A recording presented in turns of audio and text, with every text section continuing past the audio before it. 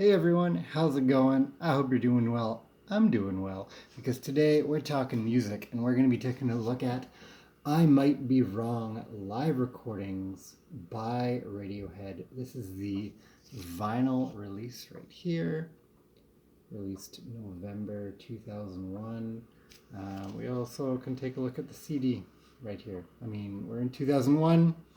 Radiohead are a CD to digital age band, so I think it makes sense to have it on CD. That said, vinyl's pretty cool, pretty happening, so it's nice to have things on vinyl.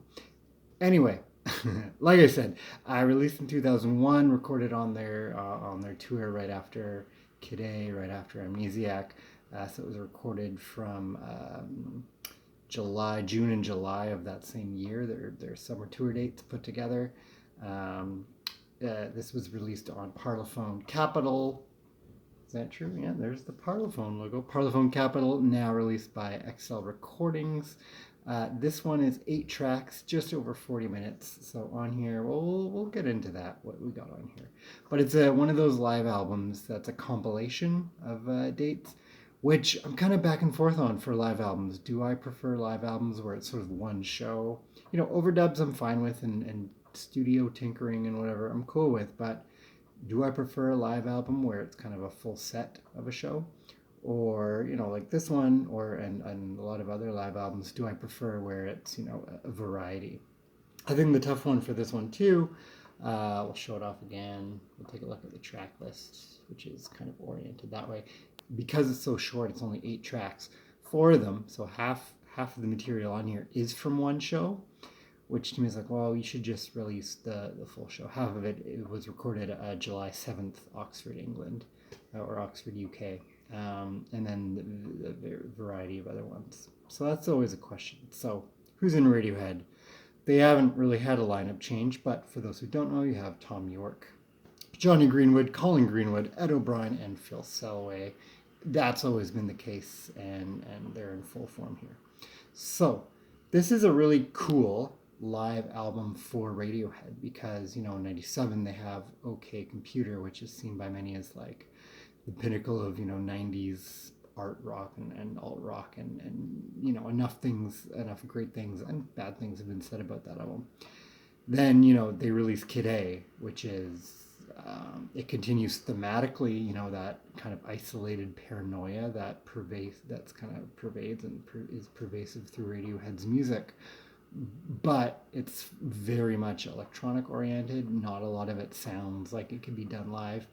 And then you get Amnesiac, which is material also recorded during those same sessions, but I would say it's even more isolated. It's even more reliant on loops and samples and digital things. So I think, a lot of fans just musically were either turned on to the band or turned off to the band during that period.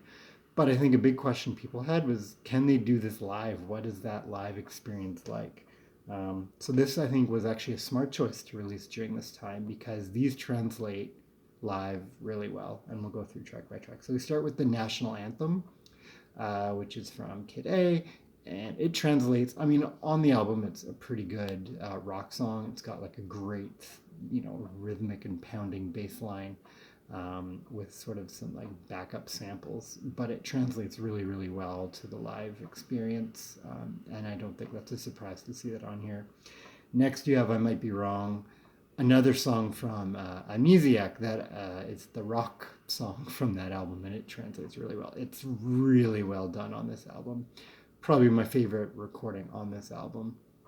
I mean, Tom York's vocals, similar to a lot of bands, they're, some people love it, some people can't stand it. I think they work so well on this track here. Next up, Morning Bell, which the recorded versions I've never been a big fan of, but it works really well on here.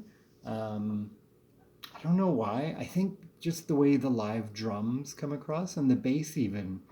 There's like a tone where the bass hits a high note, like dum dum dum, and it just, I don't know why, it just hits in a way that the recorded studio versions don't, and I really like that. I keep wanting to look at it like a CD like this, but I have to turn it this way. Like Spinning Plates is the big experiment on the album, because I mean that's on Amnesiac. That's a song they played one way and then flipped it for the recording, so it's a song being played. However, it's being played forwards, but it was recorded backwards, other way around. Recorded backwards, being played forwards, and then the vocals are swapped the other way around.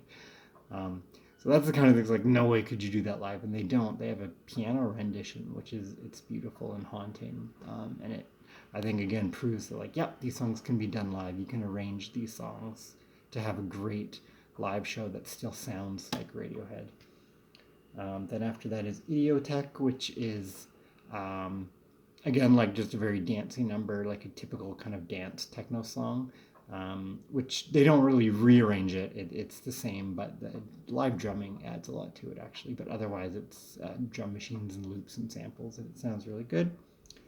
Everything in its right place, which if you've ever seen them live, I've only seen them live once, but this is a great live track, and they do a similar thing on this recording that they did when I saw them live, where they use a chaos or is it Johnny? Yeah, Johnny Greenwood uses a chaos pad to loop and sample all the different elements as well as Tom's vocals.